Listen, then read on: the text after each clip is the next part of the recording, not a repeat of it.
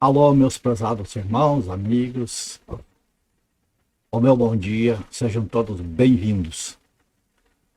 Amados, acredito que seja do conhecimento, quase que de todos, que essa novela Gênesis, ela vem, assim, tendo um sucesso tremendo, principalmente no meio evangélico. Nós vemos aí nas redes sociais, em geral, as pessoas comentando muito a respeito dessa novela, inclusive lideranças evangélicas, né, dando um apoio e assim praticamente convidando as pessoas a assistir essa novela como um meio de as pessoas, né, aquelas que têm mais dificuldade assim se achegar a Cristo, assistindo essa novela, então possam ter a emoção delas despertada para o interesse de ler a Bíblia. E então o pessoal acha isso um lado bom, um lado positivo. Agora eu me sinto assim na obrigação de, como uma satisfação para vocês que me acompanham, que os meus companheiros de fé, meus companheiros de estudos bíblicos, eu me sinto assim na obrigação de dar uma satisfação para vocês, é, expondo a minha opinião a respeito dessa novela Gênesis. O cristão deve assistir essa novela ou deve rejeitar?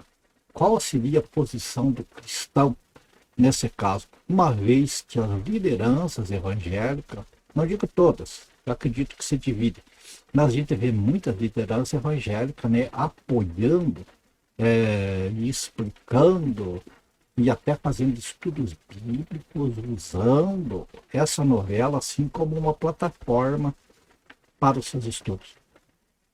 Então eu quero expressar minha opinião para vocês que me acompanham, mas não sem antes nós ler as escrituras e nós então pegar um embasamento bíblico ali, e então depois eu vou dizer para vocês o que eu penso a respeito dessa novela, e cada um, né, deve fazer aquilo, deve orar, deve fazer aquilo que o Senhor então determinar, tá bom?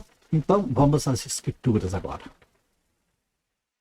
Bom, vamos começar por aqui, ó, alguns versículos que a gente vai, alguns textos que nós vamos comentar aqui.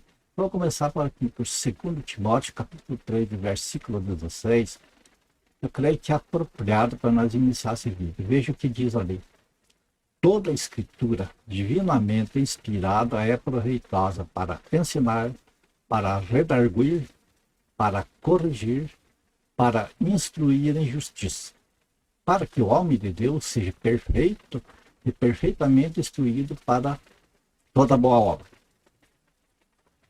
O que nós concluímos aqui?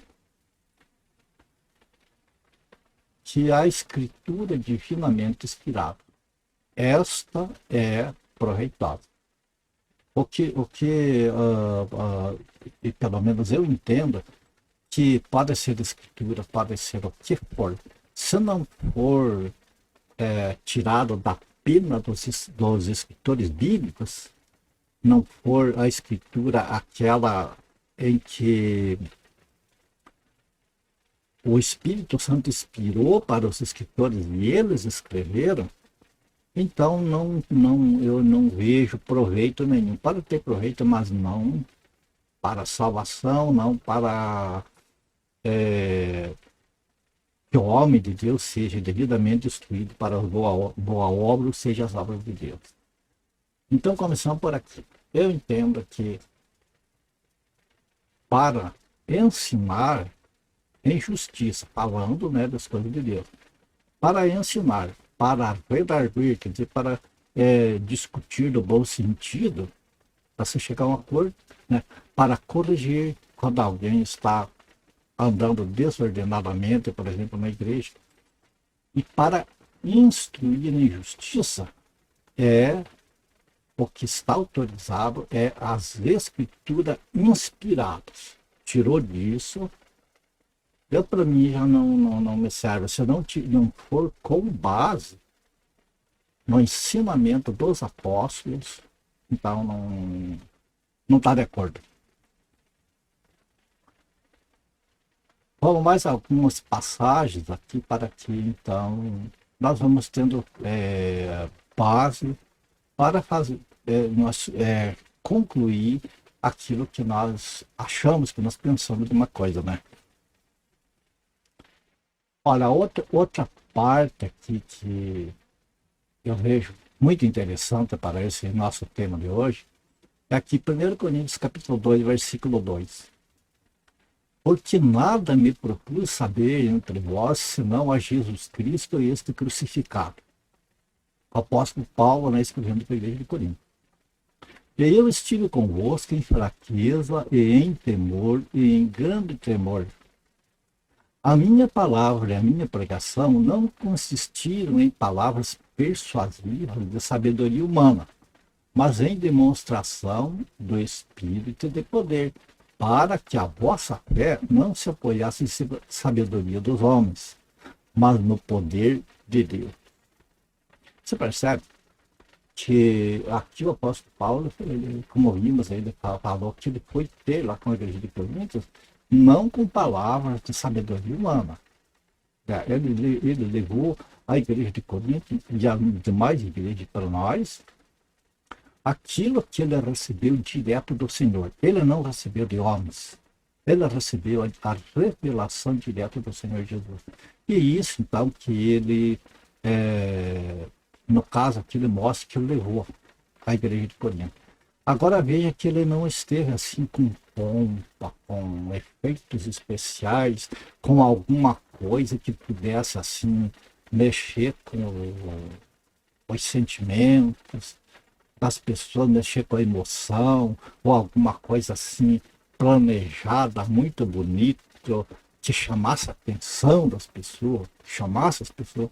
Veja que ele foi divertido convosco em fraqueza, em temor e em grande tremor. Isso aqui não tem nada de demonstração, a não ser demonstração do poder de Deus, né? E também que a pregação dele não consistiu em palavras persuasivas. Por quê? Porque não é a palavra humana, o estudo humano, as coisas humanas que vai convencer a pessoa do pecado. Né? As coisas bonitas, aquelas coisas que enchem nossos olhos, que mexem com a nossa emoção, mexem apenas com a alma, mas não mexem com o espírito. Então é isso que o apóstolo Paulo entendia e ele procurou não, apesar de ele ter muito estudo, ele não usou daquilo que ele sabe, ele usou das coisas que Deus colocou para ele, revelou para ele, então, ensinar a igreja de Corinto. Vamos lá mais algumas passagens. Olha, aqui 1 Coríntios mesmo, agora no capítulo 15, os versículos 1 e 2, que eu já citei esse versículo em muitos dos vídeos que eu fiz aqui. Também vos notifico, irmãos, o evangelho que já vos tenho anunciado, o qual também recebestes e no qual também permaneceis, pelo qual também sois salvos, se o retiverdes tal como o tenho anunciado, se não é que crestes em vão. Porque primeiramente vos entreguei o que também recebi, que Cristo morreu por nossos pecados, segundo as Escrituras, e que foi sepultado e que ressuscitou ao terceiro dia, segundo as Escrituras, e que foi visto por certos e depois pelos 12, e depois por mais de 500 irmãos. Depois que Jesus ressuscitou, ele foi visto por muitos irmãos, por todos os salvos, os crentes. Ele não se revelou mais, depois da sua morte, para o homem natural, para os ímpios. Se revelou unicamente para Israel.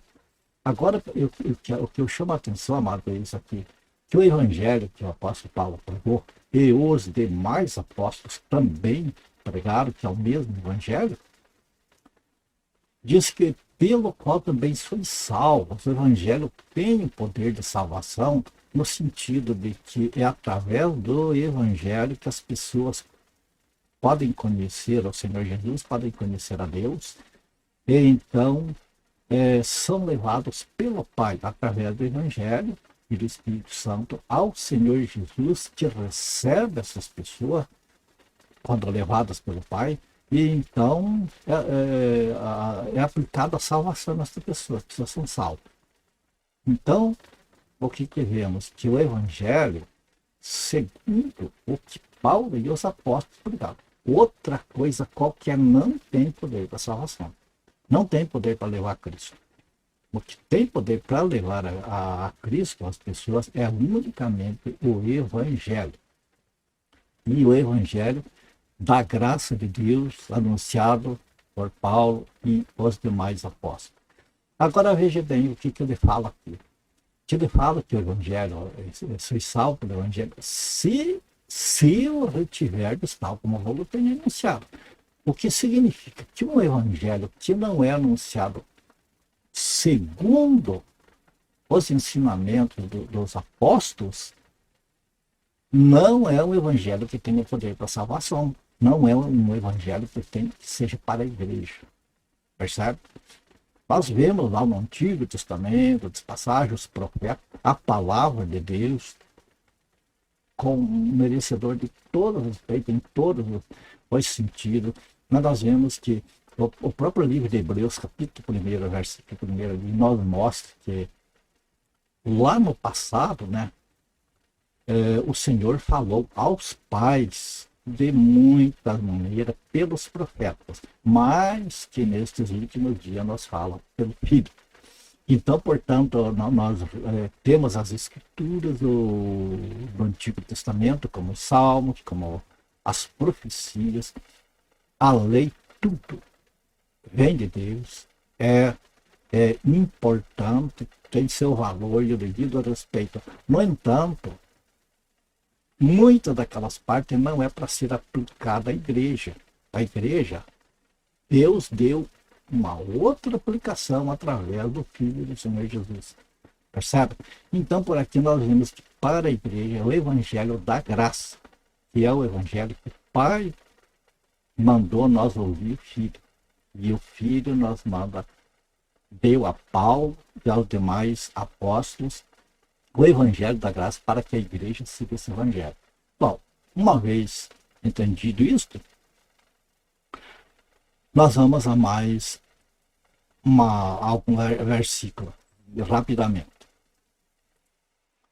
Nós vamos ver aqui no livro de João, no capítulo 16, vamos repartir do versículo 7. O Senhor Jesus, quando ele estava, como se diz, há pouco tempo antes dele ir para a cruz, ele ser morto, ele passou aos discípulos seus e, inclusive, a todos os que iam crer depois dele, ele orou, pediu a proteção do Pai para os seus, né? E então ele deixou essas instruções para os apóstolos. Todavia digo-vos a verdade, que vos convém que eu vá para o céu, né? Porque se eu não for, o Consolador não virá a vós. Mas se eu for, enviar-vos-ei. E quando ele vier, convencerá o mundo do pecado, da justiça e do juízo. Esses dois versículos. O que significa que quando Jesus morreu, ressuscitou, voltou ao céu, então ele mandou o Espírito Santo para ficar com a igreja aqui, para sempre. E ele falou que esse Espírito Santo, o Consolador, quando ele vier, né, que já veio no nosso caso, convencerá o mundo do pecado e da justiça e do juízo. Aqui eu entendo, irmãos, que não existe a conversão genuína se não for pela ação do Espírito Santo. Percebe? É aplicado muito hoje para chamar a atenção das pessoas, para trazer as pessoas para as igrejas, lotar as igrejas. É usado muito o artifício da emoção. Esses manipuladores da fé, eles sabem como provocar emoção nas pessoas. Então as pessoas choram, as pessoas. Olha, depende do estado de espírito que a pessoa está, se a pessoa está passando dificuldades, alguma coisa. Quando a pessoa vê aqueles hinos bonitos, quando ouve uma pregação eloquente, quando vê alguma coisa, alguma cena comovente, então desperta a emoção da pessoa e extravasa, a pessoa chora, tem uma série de coisas. É normal. Agora, isso, amados, também é normal quando as pessoas sentem a emoção lá no carnaval, lá naquelas festas do Rock in Rio e outras coisas. O que mostra que a emoção é uma coisa da alma e não do espírito. Percebe? Então, quando a pessoa se emociona, diz, eu senti a presença de Deus. Eu, por exemplo, eu creio na presença de Deus na minha vida 24 horas por dia. Eu não preciso sentir a presença de Deus. Eu creio na presença de Deus. E é isso que a Bíblia nos ensina, não a sentir as coisas, mas a crer. Tá bom? Agora, meus amados, vamos à minha opinião. Depois de nós ver todas essas passagens bíblicas aí, né? Eu posso dizer para vocês, eu não vou dizer você tem que fazer isso, tem que fazer aquilo. Não. Eu creio que a obrigação do cristão é examinar as escrituras, orar para que o Senhor coloque no nosso coração aquilo que é o certo, que a palavra de Deus ela mostra que é errado para nós, ela revela as coisas, as armadilhas de Satanás pelo caminho. E então eu me posiciono assim. Examinando as escrituras, eu prefiro ficar com as coisas que são sólidas, que são firmes e que não se correm riscos. Porque Satanás é mestre em imitar a Deus. Lá no 2 Coríntios nós vimos ali que os ministros de Satanás, eles imitam os ministros de Deus, os ministros da justiça. E já diz ali que não é muito porque o próprio Satanás se manifesta como um anjo de luz. Então, a gente tendo toda essa luz do Evangelho na nossa vida, a gente fica com as coisas novas que aparecem, precisa ser muito bem examinada para a gente então ver se nos serve ou não nos serve. Eu, no meu caso, a minha opinião sobre essa novela, eu vou dizer para vocês, eu nunca assisti outras novelas com temas bíblicos. Essa emissora que está apresentando essa novela já apresentou várias séries com temas bíblicos. Eu não assisti, essa novela não assisti, eu tomei conhecimento aí pela internet, não pretendo assistir nada, porque, sabe, a Bíblia, a palavra de Deus, eu examino para mim é suficiente. A minha conversão, amado, não veio por emoção. Quando eu aceitei o Senhor Jesus como meu Salvador e Senhor, eu estava numa situação financeira que não era um milionário, mas estava muito boa a minha situação financeira. A gente estava em boa saúde, não tinha nada o que, assim, correr atrás.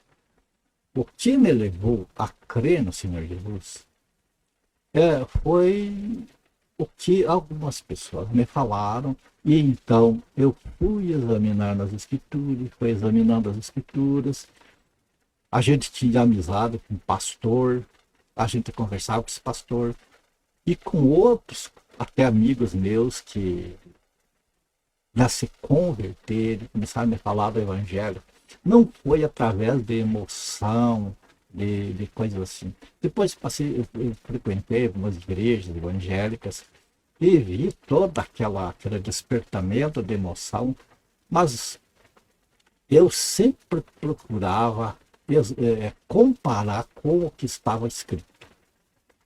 E eu comecei a ver que aqueles movimentos era para despertar a emoção e que muitas pessoas, através da emoção, iam, aceitavam Jesus, choravam, falavam em língua estranha e tanta coisa. E daqui a uns tempos estava rolando no pecado de volta. Então, eu ficava pensando, que adianta? Então eu cheguei a essa conclusão, mas eu aceitei Jesus, sabe como que foi a minha conversão?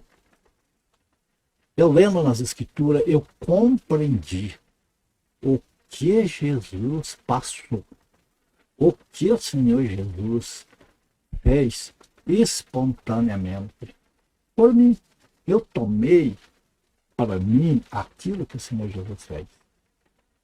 Eu me via, sabe? Eu lá merecedor, eu lá no pior barro, na pior lama, eu me via como um verme.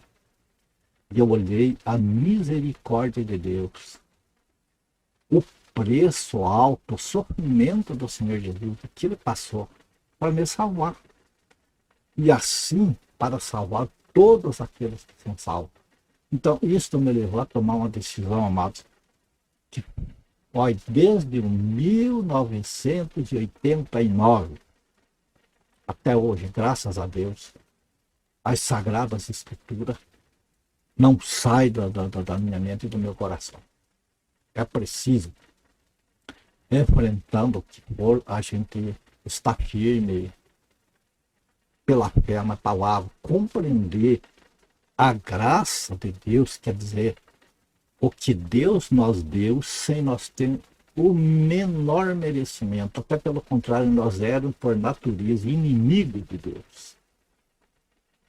E Deus olhou e viu em nós. Então não foi a emoção que me chamou para o Senhor. Eu tenho a plena certeza que o Pai me levou ao Evangelho, que me mostrou a Jesus Cristo, a salvação e tudo que eu precisava. E o Senhor me abriu o coração para me entender que eu precisava de Jesus, que eu necessitava de Jesus. Então, amados, não foi através de emoção, não foi coisas emocionais que me levou a crer no Senhor Jesus, foi o Espírito Santo. E assim é uma coisa, no caso dessa novela, por exemplo, o que acontece? As pessoas assistem essa novela e verem ali cenas bíblicas e se emocionam, mas será que aquela emoção não passa? Toda aquela emoção passa. A gente perde o ente querido, é difícil no começo, mas chega um ponto que a gente entende, a gente compreende que tem que acostumar com aquilo ali, com aquela falta daquela pessoa. Sempre vai fazer falta, mas a gente sabe que tem que se acostumar. E aquela emoção, então, passa. A compreensão substitui a emoção. Percebe? Agora as coisas do Espírito não, amados. O nosso Espírito tem fome e sede de Deus diário a dia, diuturnamente. Então o que acontece? Por cima dessa novela, a gente vê que tem ali mostrada passagens bíblicas, segundo o que eu vi algumas pessoas comentar. É um tema bíblico, sim. Mas só que para eles fazerem essa novela ser compreensível para as pessoas, eles tiveram de adaptar o que é chamado de permissão poética. Parece-me que é isso, permissão poética, que é quando um texto, tem um texto aqui, outro texto lá, então esse meio que não é comentado, daí as pessoas deduzem que é daquela maneira. Digamos assim, a Bíblia fala, por exemplo, como exemplo, a Bíblia mostra o nascimento do Senhor Jesus. E mostra até quando ele foi apresentado para o templo. Depois já mostra ele com a idade de 12 anos. E esse espaço de tempo, até os 12 anos, e depois também silencia até o batismo dele. Então, quando as pessoas fazem, por exemplo, um filme, uma novela a esse respeito, eles preenchem esse espaço vão buscar na arqueologia, na história, alguma coisa, mas alguma coisa extra-bíblica, que não é bíblica. E eu entendo assim, amados, que o que é preciso para nós, o Senhor revelou na sua palavra, está revelado no Evangelho. E aquilo que não está revelado, não nos compete acrescentar ou diminuir ou fazer adaptações.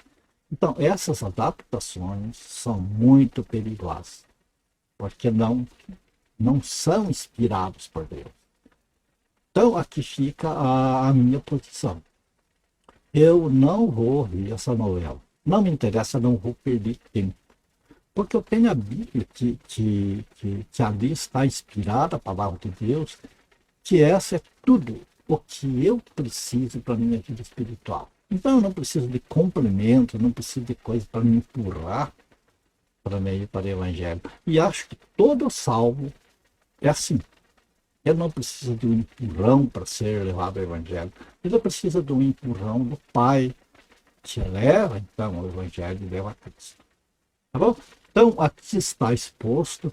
Eu não quero criticar as pessoas que assistam novela, as pessoas que valorizam, pessoas que vão lá. Apenas eu ponho a minha posição, né? Porque eu entendo que não há necessidade de complementos para a minha fé. Apenas as escrituras suficientes. Tá bom? Então, por aqui vou terminando. Que a graça do Senhor Jesus seja abundante na tua vida e na tua família. Ore por mim, toda a minha família. E se for da graça do Senhor, no próximo vídeo estamos juntos novamente. Tá bom? Então, até lá, na paz do Senhor. Fique com Deus.